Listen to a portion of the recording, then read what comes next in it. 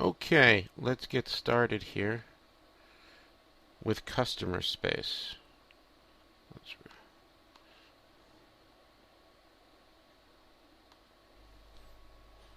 customer space.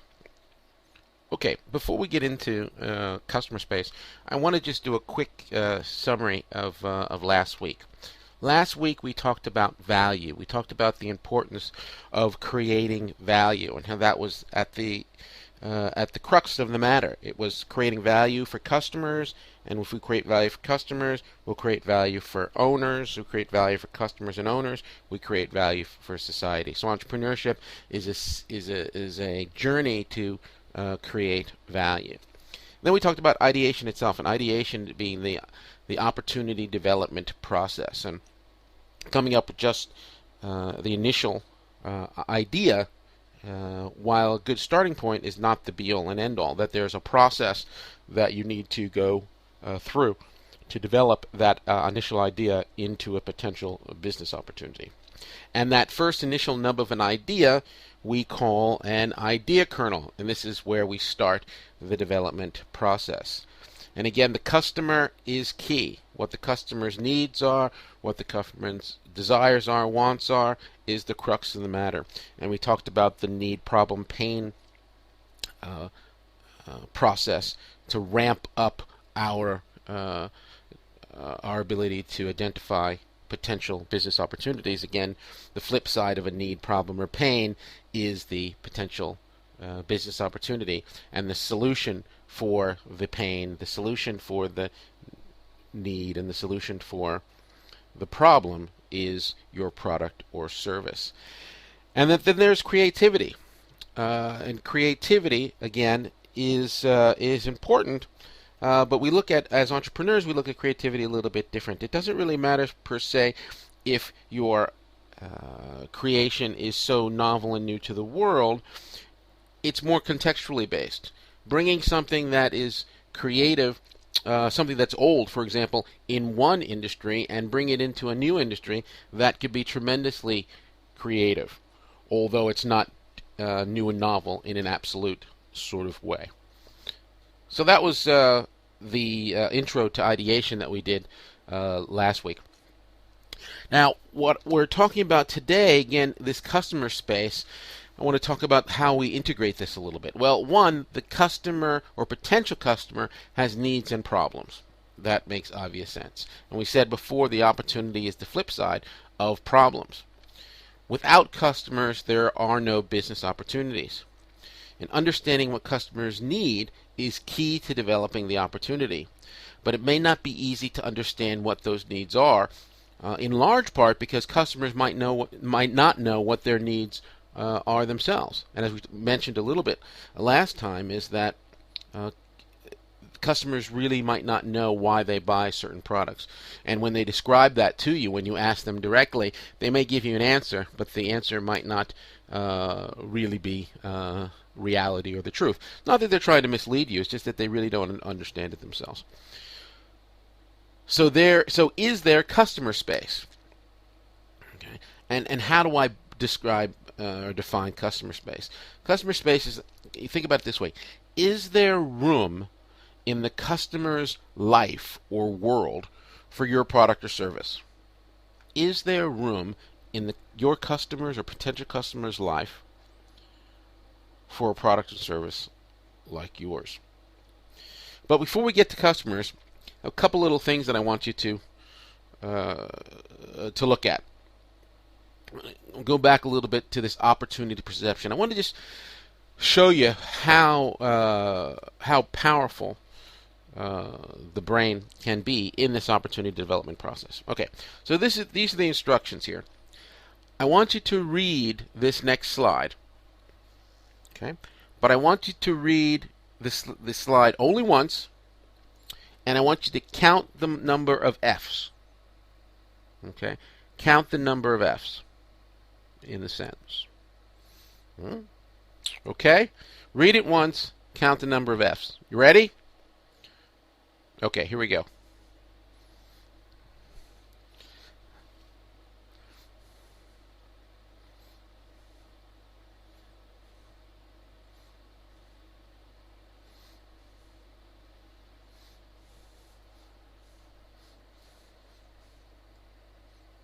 Okay, so did you get it?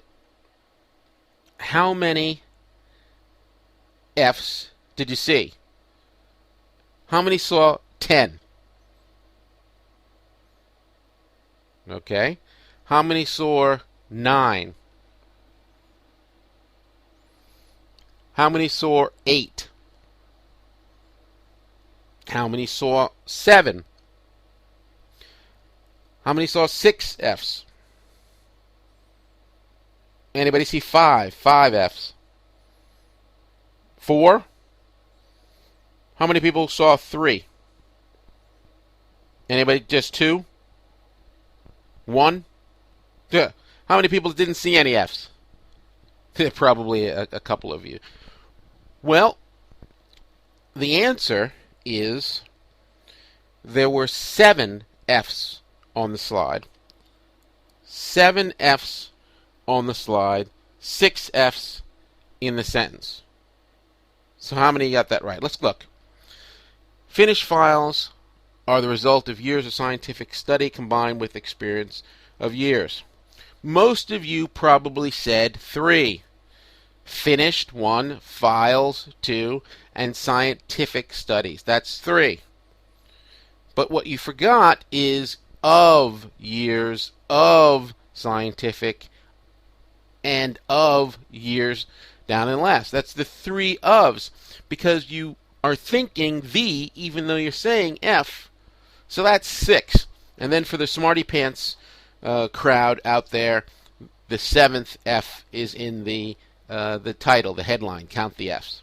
But in the sentence, there's 6. On the slide, there are 7. Again, we can look at the same information but get different things out of it. We can listen to the same speech and hear different things. We can experience the same things but get different things out of it. So that's how we can go through life and be surrounded by opportunities that other people don't see, and we see them, or vice versa. They see a world full of opportunities, and we don't. Okay, so let's go to the next slide here. Can you read this? Try to read this here for me.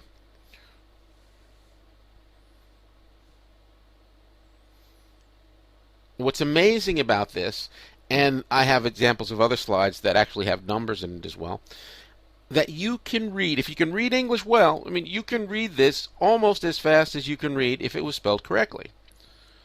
Again, the most important thing is that the first and the last letter is in the right place, and everything else can be figured out by the brain in almost real time, or in real time. I cannot believe that I could actually understand what I was reading. The phenomenal power of the human mind, according to a researcher at Cambridge University. It doesn't matter in what order the letters in the words are. The only important thing is that the first and last letter be in the right place. That's amazing. It really is. The brain can do remarkable things. Here's another thing that I want you to do here. Okay, so this, I'm going to show you an image. This next image here, there are lots of objects on it, and they all fit. But there's one object that doesn't really fit the bunch. And the question is, how long does it take you to see this particular object? Okay, ready? Everybody has their thinking caps on? Got your glasses on correctly? Okay, here we go.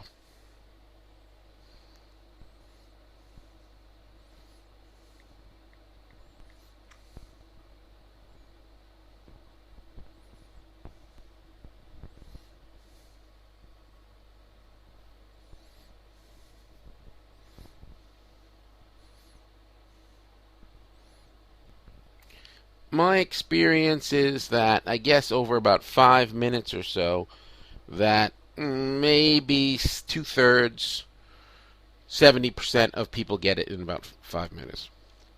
That's a substantial number of people that don't get it. So obviously, it's a bunch of simple coffee beans. Okay, but as we look at all these coffee beans, and we're looking at scanning the coffee beans, we see this guy. This guy's face right here. Okay? As soon as you see it, you can't imagine missing it, but it's very easy to miss. Again, we're looking at the same thing, but we see different things. We perceive different things. We select out of the environment different things.